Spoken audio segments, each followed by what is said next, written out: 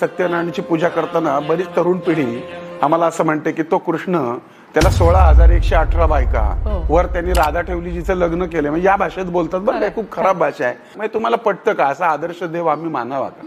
पण मुळामध्ये आम्हाला कृष्ण समजला नाही, आम्हाला गणपती समजला नाही, आम्हाला विष्णू समजला नाही, आम्हाला त्याचे अवतारच समजले नाही. तर 16,118 बायका म्हणजे काय हो? आता तुम्ही मेडिकल फील्डमध्ये आहात, आयुर्वेदामध्ये ज्या नाड्या आहेत त्या तेवढ्या सांगितल्या गेल्या आणि त्यातून एक रक्ताची धारा धारा धारा धारा राधा वाहते आणि त्या धारेला तो कृष्ण आकृष्ट होतो. कृष्ण म्हणजे हृदय आणि 16,118 म्हणजे नाड्या, राधा म्हणजे रक्ताची धारा. तो कृष्ण तुमच्यात पण आहे, तो कृष्ण माझ्यात पण आहे. मला सांगा, युगे 28 विटेवरी उभा करकटावरी ठेवून या. मग तो युगे 28 तो पलंगावर का उभा नाही, तो खुर्चीवर का उभा नाही, तो विटेवरच का उभा? कारण त्याच्यातनं हेच सांगितलंय की तुमच्या प्रत्येक घराच्या विटेवरती हा पांडुरंग उभा आहे.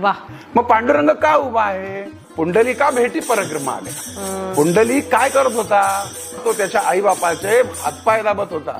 ते भजन करताना पांडुरंग आल्यानंतर आईबापाला महत्व देऊन त्यानं वीट भिरकावली आणि त्या विटेवर त्याला थांबवला. जोपर्यंत तुमच्या या भारत देशामध्ये किंवा जगामध्ये आईबापांची सेवा घडेल तोपर्यंत तो पांडुरंग त्या विटेवरच उभा राहील. आणि म्हणून तुमच्या घरात जर तुमच्या आई वडिलांची सेवा झाली तर तुमच्या घरातल्या प्रत्येक विटेवर पांडुरंग उभा आहे. त्यासाठी तुम्हाला पंढरपूरला जायचीच गरज नाही.